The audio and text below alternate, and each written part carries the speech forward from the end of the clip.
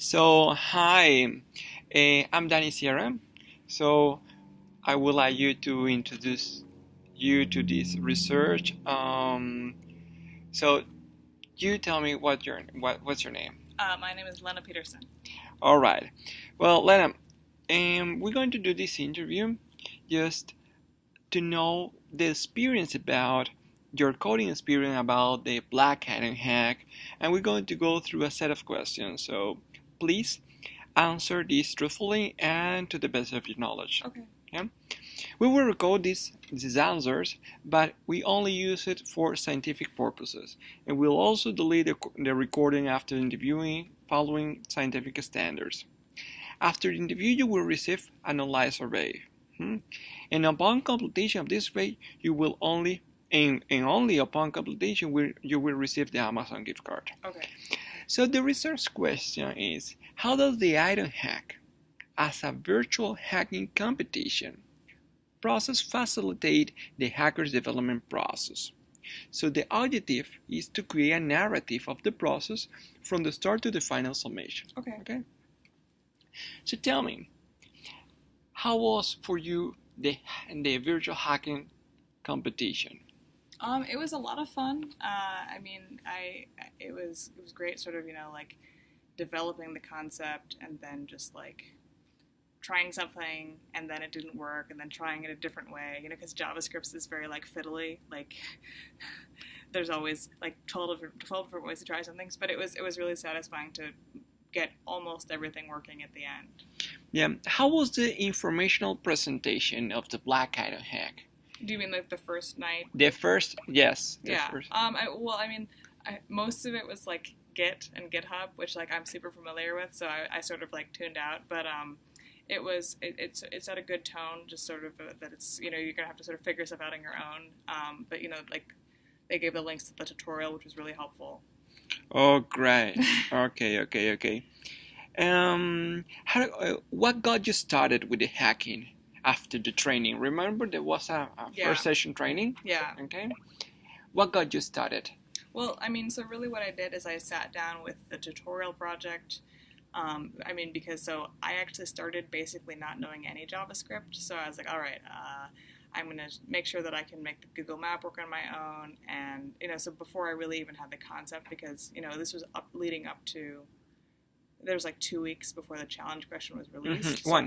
So I sort of, took apart the tutorial project and put it back together just to make sure that I, sort of understood the technology. Describe the process, how you worked on the first app before the first submission deadline. So mostly I was spending time going through the data sets because, I was like, well, if I want to predict whether, there's a Zika risk, I need to come up with I wanted to come up with a mathematical model of, are there going to be mosquitoes around? Because, mosquitoes are the most important vector. So I was sort of, I did a lot of reading of on PubMed, looking for papers talking about, what temperature factors, what climatic variables affect mosquito activity. So I was really sort of looking for, citations for how to use the data, and then I would go back to the data sets and like, can I find this data, and sort of a lot of iteration of that. So that was, I think, my main process before the first one. I did a little bit. I put the map together, but I don't think I actually had any real information. Maybe I just had like the climate of the destination for the first submission. What was there a barrier that you encountered? I'm trying to remember. In the first submission. Yeah, in the first submission. I think for the first submission, the first submission was, I think, went pretty smoothly because I didn't. It was so simple that I didn't have too many problems. All right, perfect. And tell me, but how you try to understand the problem? You said that you read some papers. Yeah. So how was it to solve it? To just say, this is what I want to develop. I obviously there were sort of two major pillars. There's how do I use the data, and then there's how do I get JavaScript to use the data how I want it to do. Mm-hmm. And I got around a lot of that by using Python, because I'm a Python person, so I built a Python backend. Did I have my Python backend working at the beginning? I think I did. Man, I had a really good first submission. Great. Tell me, how about the hacking process during the 3 days from the start of the hacking phase until you submitted? When did you work during the day? Where did you work?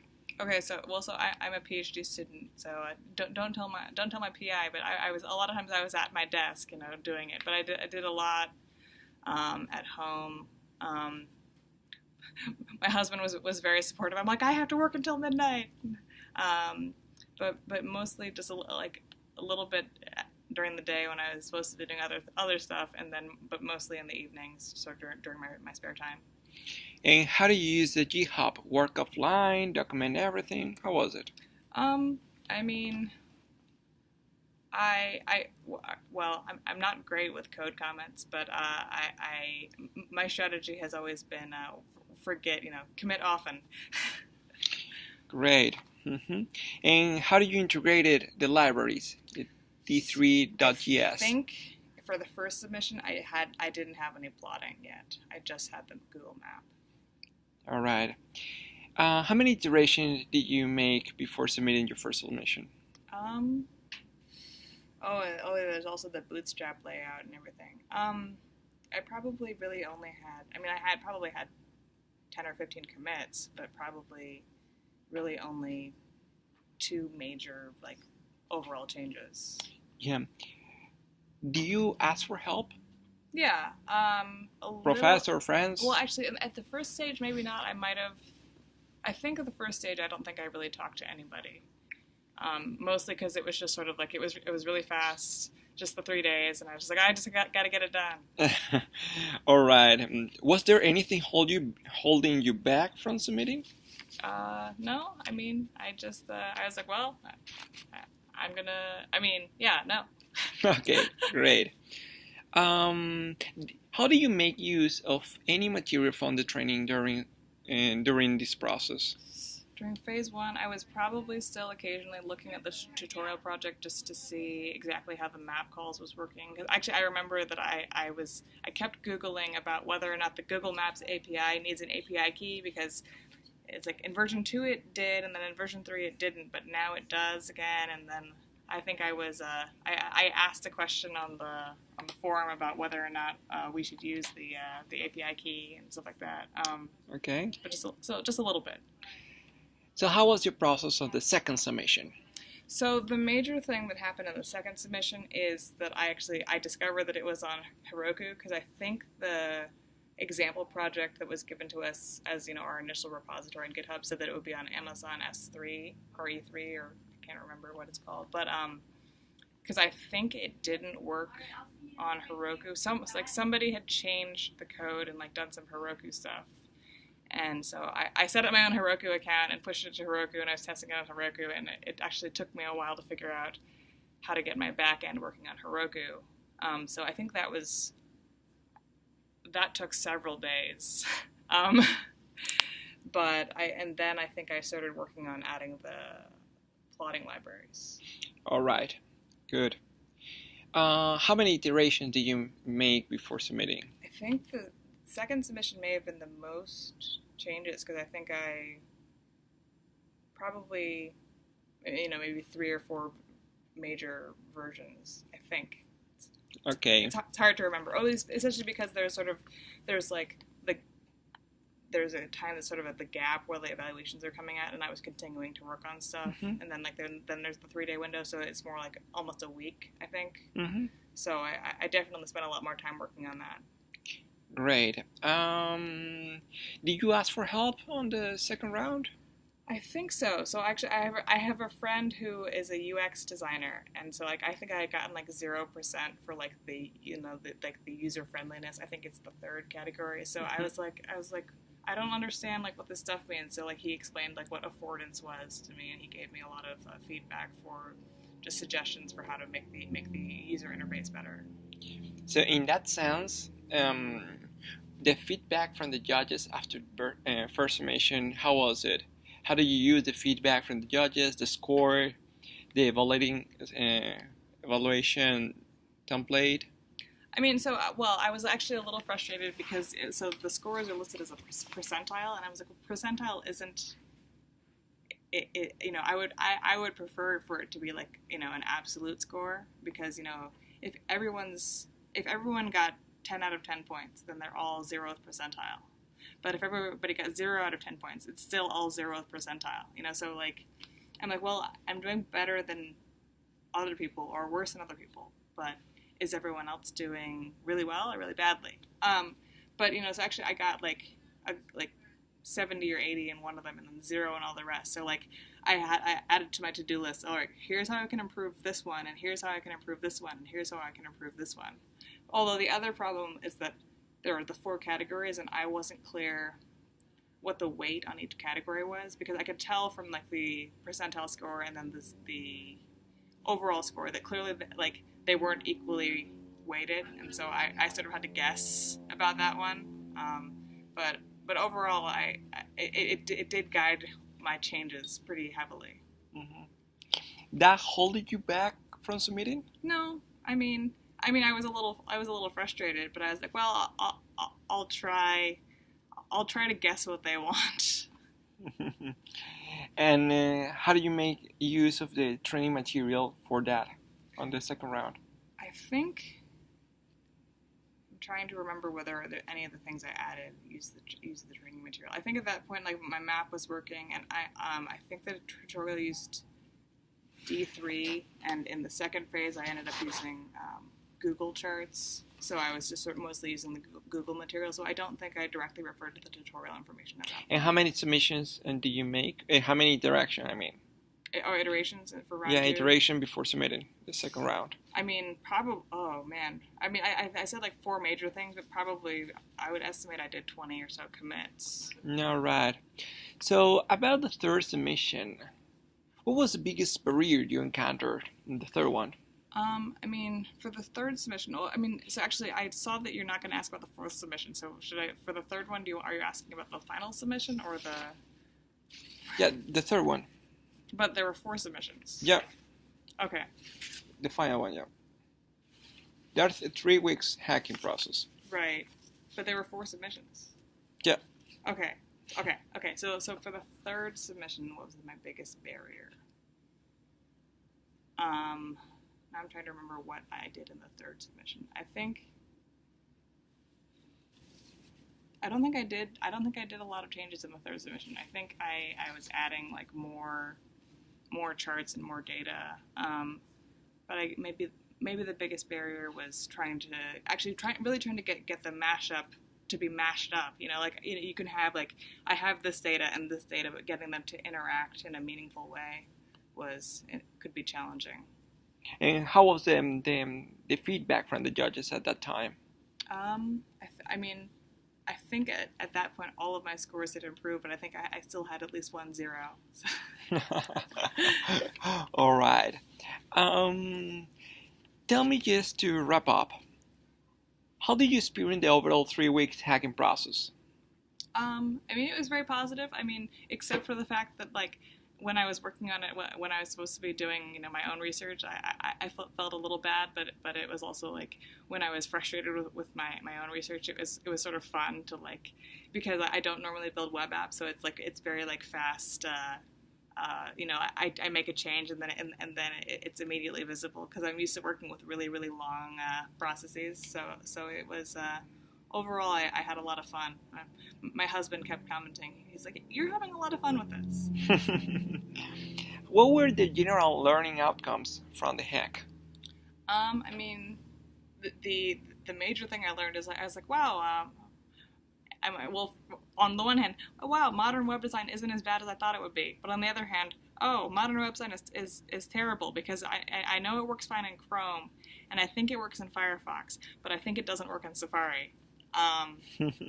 But another thing is I think I had heard of data.gov, but I didn't realize really how much data there is on there, because there's just so much stuff. And so, I was thinking like there are a lot of really interesting future mashups that could be built just using what's already there.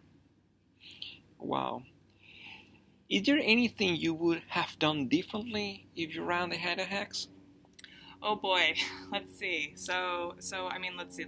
Several things. First, at the beginning, tell us that it's Heroku, and maybe even tell us how to set up our own Heroku instance so we can test it, making sure that it works on Heroku, just so that there isn't the initial step of, it works on my computer, but it doesn't work on your end. And as I said, sort of being more explicit about the scoring. So like what are the point values for each of the categories, and possibly even presenting a raw score instead of a percentile. But actually, so when I saw the final the winner, I thought, I was like, it looks great. It's a very sort of professional, polished website, but I didn't think that he made a very impressive use of the data. For example, he showed weather instead of climate. So I think that there should maybe be, before any of the, does it work? Is it easy to use? I think that the most fundamental question for the score is the data used in a, sophisticated and meaningful way? Because I think I'm a little biased because I'm kind of a data scientist, so it's kind of my obsession of are we using the data right? Because I think if you can make an app that works really well and is really nice to use, but if it isn't giving you meaningful answers, it's not so useful after all. Great. Tell me something else. Compare the IronHacks to the other hacks on campus or traditional hacks. Yeah. So I actually haven't done any hackathons. But maybe I think the reason I haven't done hackathons, and I did do the IronHack, is like, I get to sleep. Which is really nice. But you know that the other traditional hacks are 24 hours right. 54 hours in a row. Right. So this is 21 days virtually. So what do you think of that? Right. I think although I don't actually, so our traditional hackathons team projects? Yeah, mainly. Yeah. I think it's,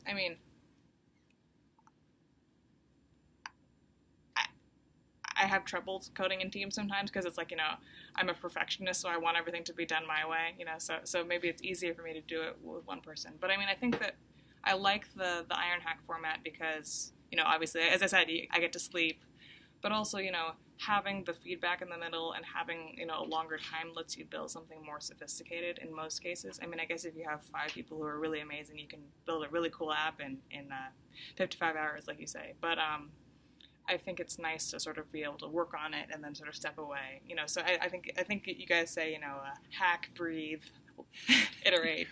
Yeah. But at the end, win. Right, win. Right. And so I think that's it's an effective format. Great. So the last question, is there anything else you would like to share with us around the IronHacks? I guess really just to thank you for all the work that you guys have done in organizing it. And, I really did have just a really great time doing it. Okay, well, thank you. So, Lenna, thank you for your time, and that will be all.